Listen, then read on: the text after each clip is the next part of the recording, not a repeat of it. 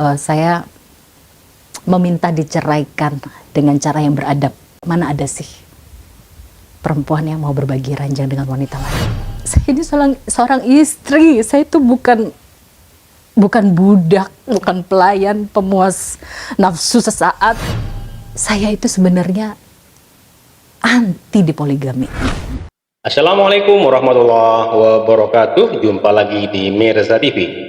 Pada kesempatan kali ini saya mau berbagi cerita dari seorang Zida Salim, yang mana Zida Salim ini menikah dengan oknum Habib yang tidak bertanggung jawab dan akhirnya dicerai dengan cara tidak hormat. Yuk, seperti apa jalur ceritanya? Langsung saja menuju ke videonya. Let's go! Kak Zida Salim, aduh ya ampun, ini udah lama banget nggak ketemu. Akhirnya punya waktu datang ke eksklusif. Makasih banget sebelumnya. Sama-sama. Assalamualaikum. Waalaikumsalam. Sehat ya? Alhamdulillah sehat. Juga harus sehat tentunya ya. Ini lagi ada ujian, jadi harus punya sehat mental dan fisik tentunya gitu. Ya. Boleh. Kita di sini mau cerita nih, mungkin tidak detail secara hukum karena kita mungkin masih banyak yang harus dipelajari kalau dari sisi itu, tapi dari sisi seorang Zida Salim gitu loh, prosesnya sudah sejauh mana dulu untuk akhirnya memperjuangkan ini, akhirnya ini mencuat ke publik seperti apa?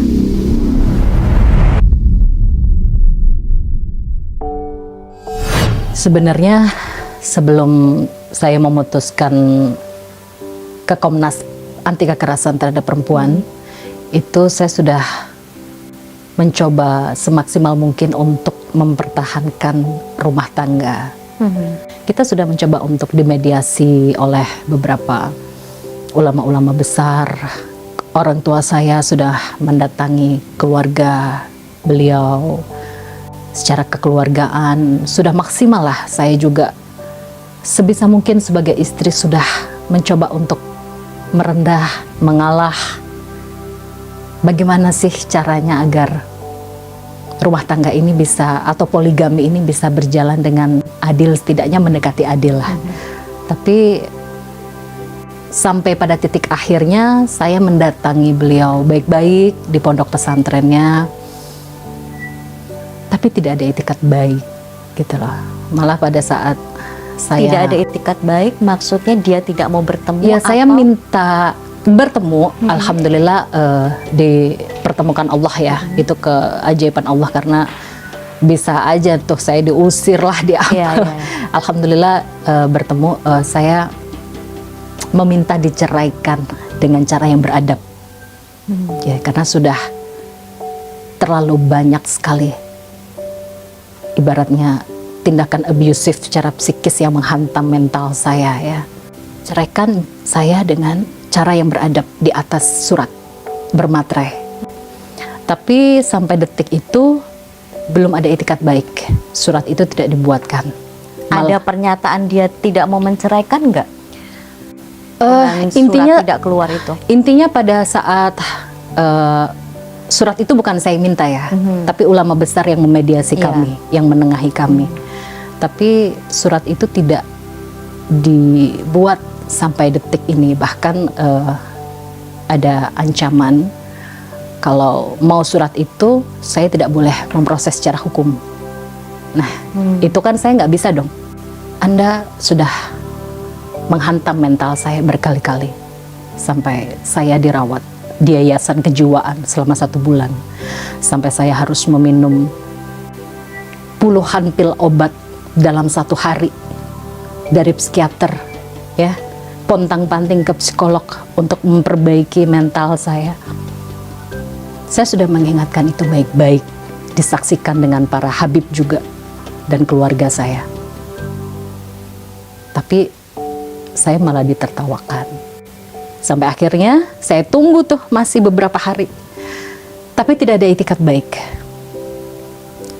Dia punya nomor saya, punya nomor orang tua kandung saya, orang tua angkat saya, dia tahu saya tinggal di mana, tidak ada itikat baik. Beberapa hari setelah itu saya masih beri kesempatan lagi. Setelah pelaporan itu? Setelah ke Komnas Perempuan itu kan di blow up media tuh. Tidak mungkin beliau tidak tahu, kita pasti tahu. Masih belum ada itikat baik. Jadi bahkan komunikasi tidak ada. Zeda, kalau boleh tahu, gimana sih awalnya Zeda menerima atau menikah dengan dia? Dan maaf ya, koreksi kalau salah, Zeda menikah menjadi istri kedua dari Habib. Betul. Bagaimana proses itu bisa Zeda terima, hubungan Zeda dengan istri pertama?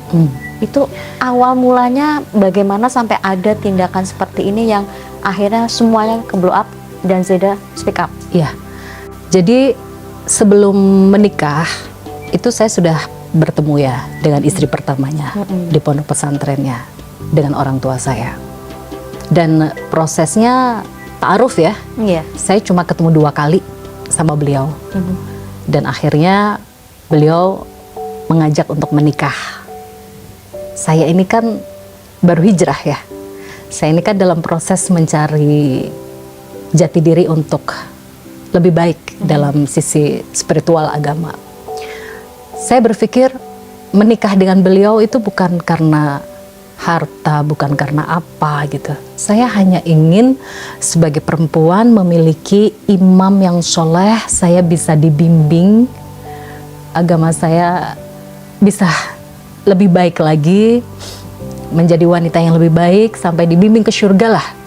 Karena beliau seorang pendakwah, seorang penceramah, apalagi memiliki gelar nasab yang mulia gitu. Ya saya berhusnuzon saja pada Allah. Jadi ya prosesnya itu saja. 2 kali pertemuan kita langsung menikah secara sah dalam agama. Disaksikan beberapa saksi dari keluarga saya dan keluarga beliau. Termasuk dari istri pertama? Tidak. Alasan? Karena tidak diizinkan oleh beliau. Tidak diizinkan oleh beliau. Apakah ini dalam artian tidak diizinkan istri pertama itu tidak merestui kalian menikah? Saya kurang tahu ya. Intinya saya sudah bertemu dengan istri pertamanya waktu sebelum menikah ya. Sampai akhirnya saya menikah. Tapi intinya begini, Mbak. Hubungan saya dengan istrinya saat ini alhamdulillah baik. Ya. Saya sangat menghormati beliau sebagai istri pertama. Saya sayang dengan beliau. Kami juga sudah bersilaturahmi, berpelukan, bicara dari hati ke hati. Sebagai seorang wanita saya sudah merendahkan hati, meminta maaf. Ya sudah, kita sudah baik, hubungan kita baik. Intinya begitu. Tidak ada permusuhan, tidak ada hujat menghujat, tidak ada menghina, tidak ada konflik. Alhamdulillah tidak ada. Dan intinya sekarang yang saya mau adalah saya sudah tidak mau dipoligami dengan cara seperti ini lagi. Sudah cukup. Saya minta diceraikan dengan cara yang beradab. Saya ini anak manusia, saya ini perempuan, ya. Jadi kalau mau menceraikan saya, ya perlakukanlah seperti anak manusia. Saya bukan anak ayam yang bisa ditinggal, dicerai, terus ditinggal gitu aja. Pakailah dengan cara yang beradab. Apalagi beliau seorang pendakwah, seorang Sempat penceramah. berapa lama sih Mbak Zeda sebutlah rumah tangga yang harmonis dengan beliau itu berapa lama? Intinya, kemudian awal-awal ketika maaf misalnya KDRT dalam artian nggak selalu secara fisik ya, dalam psikis atau segala macam itu awal mula pemicu yang kemudian itu menjadi beruntun sampai itu gimana nih? Saya menikah 2021 ya, sampai sekarang 2023 ini status saya masih menggantung ya. Jadi di awal 2021 itu sudah ada penelantaran. Awal pernikahan? Iya, di awal 2021 itu sudah ada penelantaran. Di kurang lebih ya 2-3 bulan. Di tahun 2022 itu juga sudah ada penelantaran, kurang lebih setengah tahun. Dan kalau dihitung sampai detik ini tahun 2023 ya kurang lebih 1 tahun. Jadi kalau di total ya udah berapa tuh, di total aja tuh 1 tahun lebih ya. Kalau di total gitu. Penelantaran dalam hal ini? Penelantaran dalam arti ya saya tidak ditemui ya. Saya tidak ditemui, tidak dinafkahi lahir batin secara layak ya. paling ketemu tuh cuma 1 jam 2 jam, udah saya ditinggal pulang. Selama menjadi istri beliau, saya itu sudah banyak mengalah, ya. Saya berbagi ranjang dengan wanita lain, saya mengalah. Saya tahu posisi saya istri kedua. Tapi itu tidak dipungkiri, itu menghantam psikis saya juga. Mana ada sih perempuan yang mau berbagi ranjang dengan wanita lain. Tapi ya, itu harus saya terima. Saya coba sabar menghadapi itu. Saya tidak pernah menuntut apapun. Selama menikah dengan beliau, saya tidak pernah menuntut apapun. Itu yang pertama. Kedua, saya ditemui sesuka hati. Saya ngalah. Saya dipaksa menyiapkan alat kontrasepsi dulu, baru saya disentuh, Artinya dinafkahi secara batin. tidak menginginkan ada keturunan dari pernikahan. Betul, saya tidak diizinkan untuk hamil, tidak diizinkan untuk memiliki anak. Dan pada saat hendak memberikan nafkah batin, itu saya juga harus menyiapkan alat kontrasepsi, harus mengkonsumsi pil-pil obat-obatan ya, KB ya, pil KB, harus menyiapkan alat kontrasepsi untuk laki-laki ya, kondom ibaratnya begitu. Itu menghantam mental saya sudah. Saya ini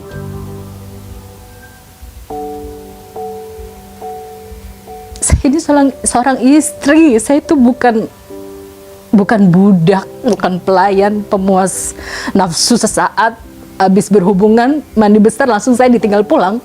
Itu yang terjadi. Nggak pernah saya tuh 2 hari, 3 hari itu selama 2 tahun pernikahan saya ditemenin tuh nggak pernah. Saya ditemui cuma sejam, 2 jam. Setelah berhubungan, hasratnya sudah terpenuhi. Dia mandi besar, kemudian ditinggal pulang. Saya ngalah, saya sabar. Setiap hari beliau dengan istri pertamanya, setiap malam, sementara saya cuma ditemui 1 jam. Saya ngalah, saya sabar. Saya dikhianati dengan perempuan-perempuan lain, tidak 1, 2 wanita, tapi banyak perempuan yang mengadu ke saya. Ada yang mengaku udah dinikahin siri, ada yang cuma dirayu, dibujuk. Saya sudah merasakan pengkhianatan juga berkali-kali. Munculnya perempuan-perempuan lain di tengah konflik yang sekarang Mbak Zeda hadapi ini sebelumnya memang belum pernah diketahui, apalagi mereka yang sudah mengaku pernah dinikahi. Artinya, maaf, suami berarti bukan hanya Mbak Zeda aja nih yang dipoligami, ada perempuan-perempuan yang dipoligami ya, lain. jadi setelah saya ada wanita-wanita lain. Setelah saya ya. Berarti Mbak Zeda tetap di posisi yang kedua. Iya.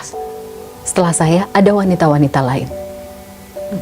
Dan saya itu hantaman lagi secara mental buat saya. Saya dikhianati, diselingkuh, hak-hak saya hampir semuanya dirampas.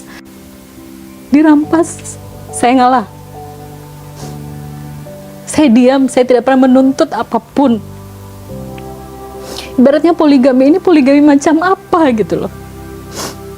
Saya ini seorang istri tapi diperlakukan seperti budak. Saya tidak boleh hamil, tidak boleh punya anak, harus menyiapkan, harus menuruti segala kemauannya baru dia memberikan nafkah batin.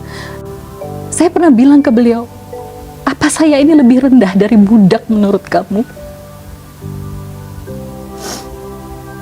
Bahkan seorang budak pun masih boleh hamil. Dan beliau menjawab, tapi saya nggak boleh hamil. alasannya? Nggak ada, saya nggak tahu. Sebelum pernikahan apa memang sudah ada kesepakatan atau pernyataan paling tidak dari dia bahwa kita menikah tapi kita tidak hamil? Nggak ada, nggak ada. Berarti semua itu dalam proses setelah menikah Iya, terjadi. intinya setelah menikah itu ya banyaklah tindakan-tindakan abusive ya secara psikis yang menghantam mental saya berkali-kali. Bahkan istri pertamanya hamil berkali-kali, saya nggak boleh hamil, saya ngalah Mbak, saya diam. Dia tidak nafkahi anak saya 1 rupiah pun, saya ngalah, saya diam. Allah kasih pertolongan, saya dapat pekerjaan A, B, C buat nafkahin diri sendiri dan anak. Intinya secara lahir dan batin itu tidak layak gitu. Tapi saya nggak pernah menuntut. Bahkan pada saat beliau melakukan kesalahan yang sangat fatal ya, Boleh disebut? penelantaran itu misalnya salah satunya, selama berbulan-bulan. Lalu dia tiba-tiba mendatangi saya ke rumah. Saya cium tangannya. Masih memposisikan sebagai istri yang berbakti kepada suami. Saya sambut dia, saya cium tangannya. Saya siapkan minuman, saya siapkan makanan. Saya temani dia makan sampai selesai. Setelah berhubungan, suami istri ditinggal. Bahkan parahnya itu saya sudah tidak kuat lagi dengan kekerasan psikis ya yang menghantam mental saya itu. Saya pada puncaknya itu saya sampai berkali-kali coba mengakhiri hidup ya. Bunuh diri. Iya. Di antaranya ya saya sering membenturkan kepala ke tembok. Itu udah sering saya nangis teriak histeris tuh nggak berhenti dari pagi sampai malam saking kerasnya hantaman mental itu. Dan tidak ada upaya apapun dari dia. Sampai saya sayat nadi. Ada fotonya sudah saya serahkan ke pihak kepolisian ya sebagai bukti. Saya sayat nadi. Dia cuman nemuin saya 1 jam 2 jam lalu ditinggal pulang. Coba deh Mbak, seorang istri ditelantarkan mencoba sayat nadi cuma ditemui sejam 2 jam. Apakah nggak bisa gitu nginep sehari 2 hari untuk menenangkan saya gitu? Dan yang kena itu bukan cuma saya Mbak, anak saya juga kena. Bahkan yang saya nggak habis pikir lagi, pada saat anak saya yang masih di bawah umur ya, masih kecil, mencoba untuk bicara baik-baik dengan beliau, kalau manggilkan babah ya, dia akan stres gitu, pasti ngelihat saya dalam keadaan seperti yang menyedihkan lah seperti itu. Babah tolong jangan sakiti mama, kasihan mama. Aca sedih kalau lihat mama kayak gitu. Babah tolong datengin mama, perhatikan mama. Mama itu kan istrinya Babah. Tahu nggak anak saya dibilang apa? Dibilang kurang ajar. Dia nangis sampai saya bawa dia ke psikolog untuk terapi. Dibilang seperti itu oleh beliau secara langsung atau juga melalui balasan Lewat WhatsApp namanya anak kecil kan. Iya. Dia tuh selama menikah dia tidak pernah bicara dari hati ke hati dengan anak saya. Memang ini bukan darah dagingnya gitu ya. Tapi pesan dari seorang ulama besar Habib Rizik itu sampai bilang, Aza ini anak kamu sampai kiamat. Sampai kiamat anak Zeda ini anak antum sampai kiamat. Antum wajib menjaga, melindungi dia. Tapi justru yang dia dapat adalah tindakan abusif gitu. Dia nangis kejar-kejar. Artinya nih yang korban bukan Mbak Zeda aja, Iya, tapi juga saya sampai ngebawa dia ke psikolog tuh berkali-kali. Jadi bukan cuma saya yang pontang-panting habis energi ke psikiater, ke psikolog, tapi saya juga harus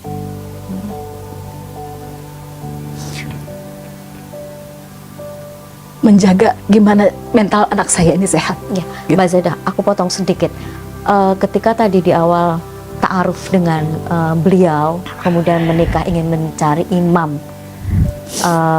kita boleh bilang Mbak Zeda sudah memutuskan bersedia untuk dipoligami dengan semua resiko, artinya kan seperti itu kan. Tapi sempat terfikir nggak sih sedikit, ya kita nggak tahu ya secara data statistik yang benar, bahwa adil itu memang sulit. Ya. Dan Mbak Zeda sudah menerima menjadi yang kedua, harus menerima kemungkinan-kemungkinan di tengah perjalanan Ya. itu terjadi. Iya. Oke, Mbak Zeda sabar dengan semua-semua, tapi akhirnya kemudian istilahnya seperti bom yang meletus juga kan Ya. gitu, akhirnya tidak bisa gitu. Sekarang nih kita kalau mengungkit lagi itu pasti akan lebih banyak dan ini pasti masuknya lebih kepada ranah hukum kan gitu. Tapi boleh tahu nggak bahwa hal ini kita tidak bicara soal perceraiannya saja. Hal ini adalah akan juga berpotensi kepada ranah pidana dalam artian satu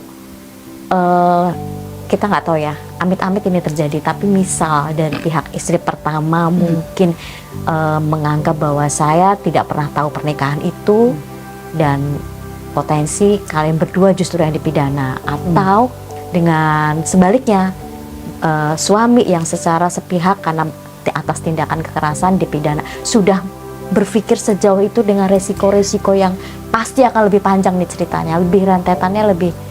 Iya. Pastinya sudah ya. Jadi saya ini sebelum melangkah sampai sejauh ini, saya tuh sudah berpikir ribuan kali resikonya apa, ini apa. Saya istiqoroh, minta petunjuk Allah, minta pertolongan Allah. Dan ibaratnya begini Mbak, analoginya. Saya ini saat ini sedang berperang. Di medan perang, angkat pedang sendirian. Berperang mencari keadilan dan melawan penindasan terhadap harkat martabat perempuan. Resikonya pasti saya akan disayat pedang dari sisi kanan, dari sisi kiri. Itu pasti ada resiko. Pertanyaannya, apakah jika ada resiko itu saya harus diam? Saya harus tetap bersuara. Apakah itu nanti ada kemungkinan terburuk? Saya serahkan, saya pasrahkan semuanya pada Allah. Saya punya Allah. Saya sendirian loh Mbak Nonon. Saya hidup di Jakarta ini sendirian sama anak saya. Saya menghadapi hukum, menuntut keadilan, mencari keadilan. Ini saya sendirian. Saya hanya mengandalkan pertolongan Allah aja. Tapi alhamdulillah dalam perjalanan ini Allah tolong, Allah mudahkan. Saya nggak akan dapat keadilan kalau saya nggak berikhtiar. Kenapa sampai pada puncaknya saat ini saya memberanikan diri untuk speak up, untuk bersuara, membawa masalah ini ke hukum? Saya tidak mau lagi ada korban-korban perempuan lainnya yang diperlakukan seperti saya. Apa yang saya alami itu sudah cukup berhenti di saya. Saya berkali-kali mencoba mengakhiri hidup, menyakiti diri sendiri sampai saya dijemput paksa di yayasan kejiwaan. Saya harus meminum puluhan obat dalam sehari. Saya harus pontang-panting ke psikolog, psikiater. Saya harus menyembuhkan anak saya. Saya juga harus mencari nafkah sendiri. Sudah cukup. Korbannya cukup berhenti di saya. Jangan sampai ada perempuan-perempuan lagi. Itulah kenapa saya memberanikan diri. Sebenarnya saya nggak mau loh Mbak, sampai membawa masalah ini ke Komnas Perlindungan Perempuan sampai akhirnya disorot oleh media.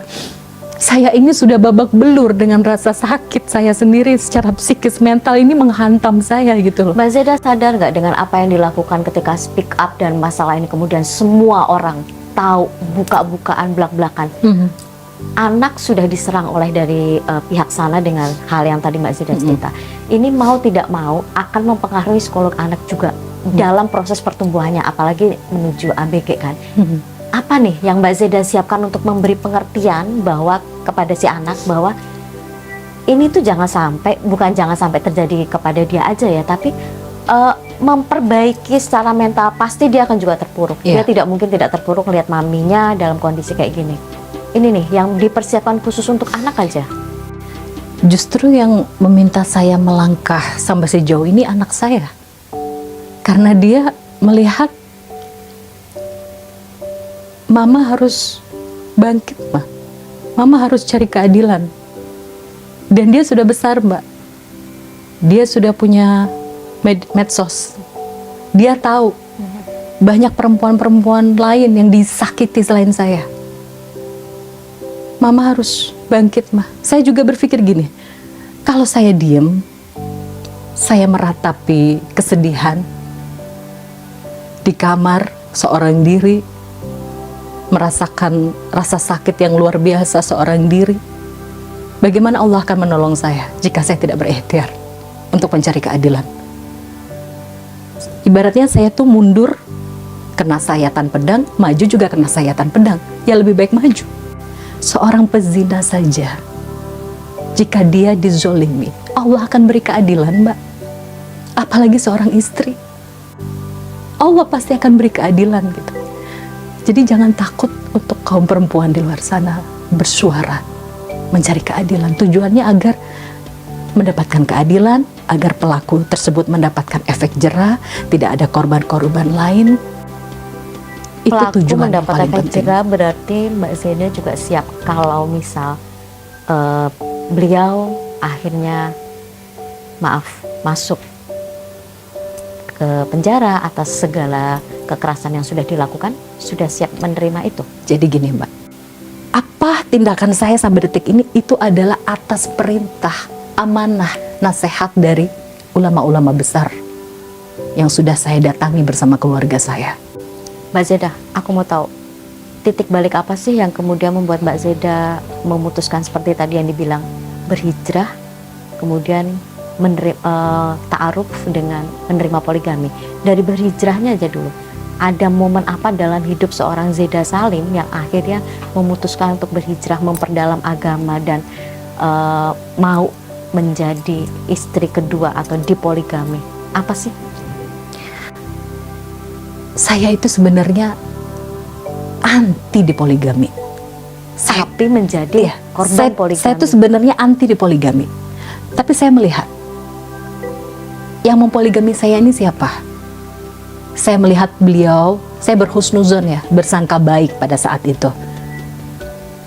Beliau adalah seorang pendakwah, penceramah, paham agama, nasabnya mulia. Saya punya harapan yang baik, saya bisa dibimbing ke surga. Saya bisa dibimbing agama saya menjadi lebih baik. Walaupun saya harus berkorban. Tapi beliau Begitu juga banyak. manusia yang mungkin bisa melakukan kesalahan, yang mungkin bisa tidak adil seperti yang diharapkan dalam syarat-syaratnya poligami kan? Ya, tidak adil itu wajar. Ya, walaupun dalam Al-Quran memang itu wajib. Jika ingin berpoligami harus adil. Tapi saya sebagai manusia dengan segala kekurangan dan keterbatasan saya coba memahami. Seperti perintah ulama besar Habib Rizik yang memerintahkan beliau, jika kamu tidak bisa adil terhadap Zeda dalam poligami, setidaknya mendekati adil. Gitu. Mbak Zeda berhijrah dulu, baru memutuskan menerima poligami kan, tapinya bener kan? Itu prosesnya kan bukan bertemu dengan beliau kemudian memutuskan berhijrah kan? Memang dari sebelumnya Mbak Zeda sudah berhijrah. Saya sudah berhijrah kemudian dulu. ingin memperdalam proses agama dan kebetulan ketemu Intinya oleh saya beliau. menikah dengan beliau tuh saya ingin dibimbing agar agama saya menjadi lebih baik gitu. Nggak ada Mbak saya sampai pemikiran bakal saya diperlakukan sampai seperti ini tuh nggak ada. Saya nggak habis pikir. Itulah kenapa saya sampai udah akal sehat saya udah hilang. Saya ini apa ya? Perempuan seperti tidak punya harga diri gitu loh. Mbak, ada poin terakhir yang saya pengen mau tanya nih. Ada juga pemberitaan yang mungkin menyebut Mbak Zeda adalah, maaf banget, simpanan. Klarifikasi Mbak Zeda dengan pernyataan-pernyataan itu gimana nih? Ya itu tadi ya, saya kan udah tegaskan ya. Berperang itu resikonya pasti akan ada sayatan pedang dari semua arah. Ya, ini kan saya sedang speak up, bersuara, hujatan, komentar negatif, itu ibaratnya sayatan pedang dalam medan perang. Itu harus saya terima. Tapi saya tidak takut selama ada Allah yang menolong saya. Bahwa saya ini seorang istri yang dinikahi sah secara agama, dan kalau diceraikan, ceraikan dengan baik-baik di atas kertas, agar ini nantinya bisa dijadikan jawaban untuk fitnah-fitnah saya simpanan dan sebagainya. Jadi kalau ada fitnahan di luar sana, kamu cuma istri siri aja nuntut macam-macam.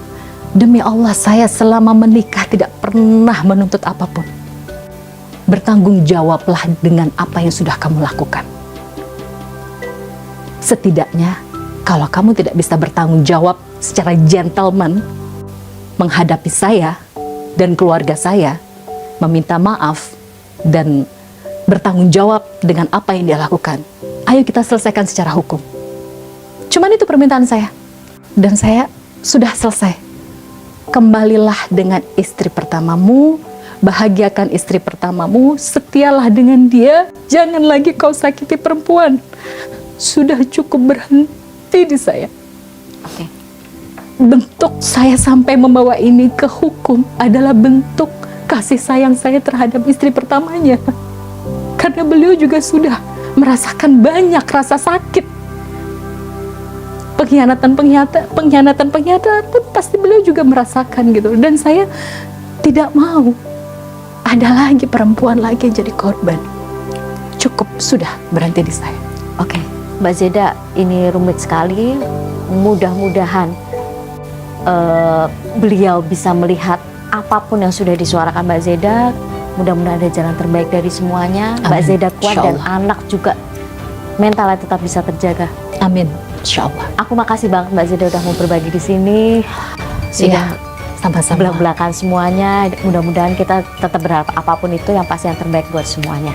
Jadi itu ya teman-teman, cerita dari Sida Salim, yang mana Sida Salim itu sempat dinikahi oleh oknum Habib yang tidak bertanggung jawab, yang mana si Habib ini berinisial AJ ya. Jadi si Sida Salim ini bercerita tentang perjalanan waktu menikah sama si oknum Habib yang tidak bertanggung jawab ini ya teman-teman. Dan di situ dalam pernikahan itu jarang dinafkahi secara batin gitu ya. Habis paling datang-datang hanya mau tidur gitu ya. Setelah itu ditinggal lagi. Jadi terus-terusan sampai-sampai si Sida Salim ini stres dan sempat dirawat di rumah sakit karena depresi, mungkin trauma ya. Karena memang tujuannya Sida Salim itu tidak ingin jadi poligami seperti itu ya, tapi apalah daya, dan akhirnya si Sida Salim ini dicerai dengan cara tidak hormat. Jadi dalam waktu mau diceraikan itu tidur kumpul dulu, setelah itu langsung dicerai, langsung ditinggal dengan cara tidak hormat gitu ya teman-teman. Ini cerita dari Sida Salim yang pernah dinikahi oleh oknum Habib yang tidak bertanggung jawab. Karena sekarang ini lagi viral-viralnya ya, oknum Habib yang tidak tersambung kepada Rasulullah, adabnya ya seperti itu. Oke, terima kasih buat semuanya. Sampai jumpa di video selanjutnya. Wassalamualaikum warahmatullahi wabarakatuh.